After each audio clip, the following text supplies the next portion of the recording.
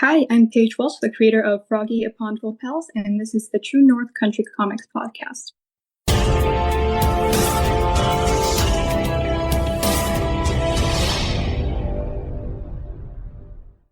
Welcome to the True North Country Comics podcast, dedicated to celebrate Canadian comic book and graphic novel creators and supporters. I'm John Swinimer. On this episode, I chat with Paige Walshe about her all-ages book Froggy, A Pond Full of Pals, published by Flying Eye Books.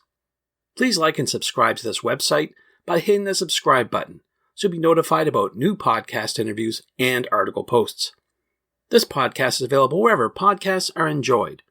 Please like, follow, and subscribe. Paige Walshe is a comic artist and illustrator based in Montreal, Canada. Paige has a Bachelor of Fine Arts degree from Concordia University's painting and drawing program, with a minor in film animation. Her stories range from the cute and silly to the dark and spooky, usually exploring how they overlap. And she loves freaky creatures, goofy puns, and romance. Paige produced Lemons in 2020 on Webtoon. Her latest book is Froggy, A Pond Full of Pals, published by Flying Eye Books. Froggy, A Pond Full of Pals is a story of Froggy, a small, slimy guy trying to navigate the big, wide pond, and there's no end of sticky situations for him to get caught up in this young comic. A small pond like any other lies in the forest, but dwelling in this pond is no ordinary Froggy. He's a little bit of a klutz, and making friends with local wizards, falling foul of picnicking humans, and befriending giant fish are all in a day's work for this slimy guy. Learning how to deal with big feelings, big magic spells, and big fish in the big world can be a lot for little Frog, but he's not giving up anytime soon. So, without further ado, here's my chat with Paige Walshe about her all-ages book Froggy, A Pond Full of Pals, published by Flying Eye Books. So, Paige Walshe, thank you very much for taking time to chat with me. Thank you for having me. I appreciate your time. Before I get going with all the questions, I would like to know, what was the first comic book that you read? For comic books, it was probably like a short form. It was a lot of Calvin and Hobbes, but for long form, I believe it was Nimona by N.T. Stevenson. Ah, very good, very good. Very good books when you're growing up, but I'm wondering who or what inspires you to create today? Both my parents are artists. My dad specifically got me into reading comics and stuff. He was the one who introduced me to Calvin and Hobbes and Nimona. And then my mom was giving me her Asterix and Tintin comics. So it was kind of like everyone giving me their comic influences. But then to create in general, like I love the Studio Ghibli collection and how there's a mix of like really heartwarming, really cozy movies to watch, and then like some really much deeper movies, not the Kiki or Totoro or Indeed, like they all have like such a wide range of emotion and so many different stories and angles to tackle. And I really want to I'm rambling here, but like I have so many different things I want to talk about in my stories, which is why like even though I write mostly kids stuff, there's like horror elements in them with the monsters. And on my own, I'm writing like somewhat scarier stuff. And the way I'm rambling is kind of like representative of why I create. It's just like there's words going on all the time. There's always stories going on in my head. So I got to put them somewhere. Right, exactly. That's what being creative is all about. And speaking of being creative, we're here talking about your latest creative book called Froggy, A Pond Full of Pals. I wonder if you could talk a little bit about that story. How would you describe that book to someone? So Froggy, A Pond Full of Pals is the story of a young frog leaving his own pond for the first time because he's ready for a big adventure. Whatever that big adventure is, he doesn't know yet, but he'll know when he comes across it. Except he gets stuck almost immediately after leaving his parents' pond, and he finds out the world is really, really scary and full of things that he didn't expect to run into, and he doesn't know how to handle them. So he does have adventures in a way by having run into humans, meeting monsters. There's also a wizard and lots of new friends to meet, and they have a lot of fun together. The dangers are still there in the background, but over the course of the story, he learns to handle whatever gets thrown at him, and nothing is as scary when you're surrounded by all your new buddies. The tone is very classic fairy tale with talking animals in the woods, except the narrator is more of a nosy older sibling, and the cute little forest critters are more than willing to tussle. What was your inspiration for that book?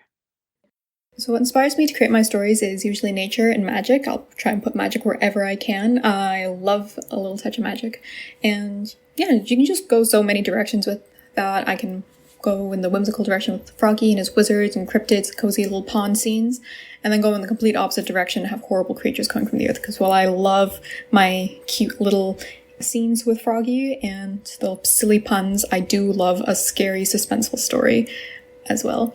And then what inspires me to do anything at all, really creative or not, is my family and friends. My parents are the ones who got me interested in comics in the first place by sharing their comic collections when I was a little kid so I could read them. And then doodling silly stories to make my sisters laugh really built my confidence when I started writing for myself. I don't really know where I would be without them. For Froggy, I can trace the very beginnings of that, even before it was a webcomic, to back in like the middle of COVID when I was feeling just so awful all the time and I was so isolated and upset that I didn't want to make art anymore. I just wanted to drop it completely, but you know, what else would I do?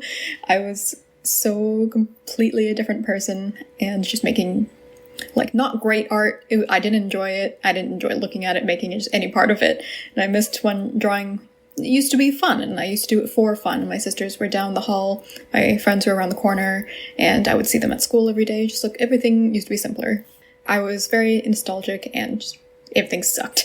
And so I didn't want to draw on how everything sucked to make art anymore because it wasn't going anywhere. So I eventually started drawing just this goofy little frog. I didn't worry about anatomy or anything like this. It's just a beanbag with a face. And he had that very close community that I was missing. And even if he was constantly meeting new neighbors that he like hadn't seen before, they were all kind to each other. And if there was a problem, they would resolve it very easily. So it's really small vignettes of where things were okay. Yeah, it was, I guess, kind of a meditation for me to start out the series at least, and kind of a reminder to be kind to each other and be kind to yourself, because that's kind of what I needed at the time. You know what they say, write what you need, write the story you want to read. And it's not autobiographical at all, but it is a story all about love for one another. And so because I have been lucky to have love for my family, my friends, my cats, and my partner who's encouraging me to write every day, I put it all into the frog stories where all these little guys are there for each other every day and they lift each other up and they're just making each day just, you know, a little bit better. And yeah, that's why I make my stories. Ah, very good. Yeah, it reminds me a bit of that time when we were all sort of locked down and people were going crazy for Animal Crossing. And people were trying to have community online through this sort of interactive setting with these imaginative creatures, I guess you could say. That's what it reminds me of. But I understand completely where you're coming from. It's been said that you should always first create for yourself, but I wanted to ask you, who ultimately is a target audience for your book? The age rating for the book, I believe, is 7 and up, but I was aiming for kind of like a book for the whole family that the parents will enjoy reading to their kids, not just because it's like a fun family story, but it's kind of relatable problems for you as you age. Like the feelings when you're leaving home for the first time, whether it's the first day of school or like you're leaving home for your first apartment for like any reason, like these kinds of emotions come back. And so I'm hoping at least it's relatable for all ages. Absolutely, yeah. Especially for all ages books, typically it's the adults, the parents who are reading to their offspring. And sometimes they get a kick out of the deeper messages or maybe the jokes that are appearing that may be going over the heads of the young readers. So that's always a good thing. I wanted to switch gears a wee bit and talk about your creative process. Can you walk me through how you created this book? And maybe you could talk about the tools you used to create your art. For Froggy, I wish I had like a fun like place to walk or something, but for some reason the writing part is so stressful for me. I stare at the wall in the corner and I do not move, and I just have to plan everything out in my head all at once. I know if I write it down, like I'll start slowing down and then things will get lost. So I block out some time and I stare at the wall until the story is mapped out. And then thumbnailing and stuff, that gets a lot more fun. I do most of the planning on my iPad, or if I'm really in that like gotta go fast mode, I take a pencil and paper and it's just like the loosest of loose scribbles. Then after you get the scribbles down, Pat, where does it go from there? I guess I would say it's like kind of pockets here and there. I did this story chapter by chapter, so it was kind of like making a web, like the brainstorming web. I have all my different bubbles and then I had to connect them in a way that made sense. So it was a lot of just shuffling things around, since it is kind of very episodic, but I wanted it to read like an overall story, and they do have connecting emotions and stuff that makes it like an arc for Froggy, our main character. Did you use all digital tools for the creation of this book? This one is all digital. Yep, it's watercolor brushes to kind of give it a little bit more of a traditional charm, but I really wish I could get into traditional media. It looks so beautiful, but it is digital, this one. So you mentioned the iPad. I presume you use the iPad with the Apple Pencil? Apple Pencil and Procreate. The whole book was drawn on Procreate on my couch. Did that give you a lot of flexibility in creating the book? Did you have enough tools at your disposal to get the job done? Oh yeah, absolutely. Procreate is great. A lot of the tools are really hidden in the app, so as long as you like Google where to find them, it's great for making comics. And yeah, it's really nice to be able to take your workspace with you. So if you've had enough of drawing at home, you can take it to the library or a park, and that does help like the motivation of working by yourself, since like it's a lot of discipline to get the story done. Great. Now, I wanted to ask you also to get your input and feedback. This book was published with a major publication house, and you worked with an editor. I wanted to ask about your experience with that. How was it for you? I really enjoyed working with my editor. Neve was the absolute best, and she has great ideas to make the story more streamlined. As you can probably tell, like words gushing all the time. So she really helped me clean up the story, since I have a problem of adding a lot of text into my comics, and it would get really, really bogged down, and the images would be kind of blocked out by how much bubble would be covering it. And so she really helped me there. And also just encouragement with the story. This is my first like really, really long story. So it can be a really daunting project. And so she helped me break it down into smaller chunks, helping me where I got stuck. And it's really great to have someone in your corner kind of guiding you and making sure the project is the best that it can be. Because working by yourself, like you can show it to other people, but having someone who's really, really in that field knows what makes a great comic, particularly from other experiences. Like it's been a really great time working with her. Glad to hear. Yeah, constructive criticism can definitely be helpful when you're trying to reach an end goal and you're both on the same page, so to speak. No pun intended, but that's great. So we've been talking about Froggy, a pond full of pals. I'm wondering, do you have any other projects on the go that you can talk about? Well, I have the Frog webcomic the story is originally based on, so I'm doing that every 2 weeks. And then besides that, I'm working on Froggy 2. Ooh, sounds good. Any hints about the story, or is it still under wraps?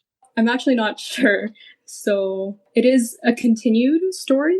Yeah, I think I can say that like if you haven't read the first one, like, it will still make sense. But I do think it is even better than the first one. I'm really proud of the first one, but I think the second one, like it really starts running with the ideas in the first. Very good. Well, Paige, with everything you have on the go today and in the future, I'm wondering where you recommend that people go online to find out more about you. I would say my Instagram, it's froggy.comic, or paige.walshe if you want to see my other drawings besides the frogs. Instagram is the best place to reach me, probably. You can email me through there as well. Great. Well, Paige, those are all the questions I have for you, but I'm wondering, is there something I didn't ask that you'd like to get across in this interview?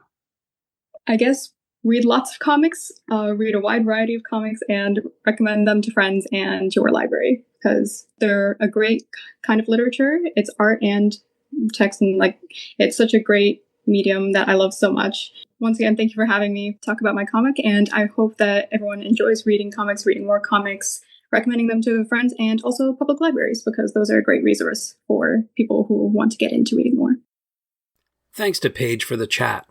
You can discover more about Paige online at paigewalshe.com and on Instagram at paige.walshe and at froggy.comic. And thank you for tuning in to the True North Country Comics podcast. I invite you to visit the True North Country Comics website to listen to even more conversations with creators on making comic books and graphic novels. I also encourage you to subscribe via the website so you'll be notified about new podcast interviews and article posts. This podcast is available wherever podcasts are enjoyed. Please like, follow, and subscribe. You can follow along True North Country Comics on most social media sites, and you're encouraged to send any and all feedback to John at truenorthcountrycomics.com. Thanks for tuning in, and come back soon for another episode. Bye for now. True North Country Comics podcast is copyright True North Country Comics, copyright 2025.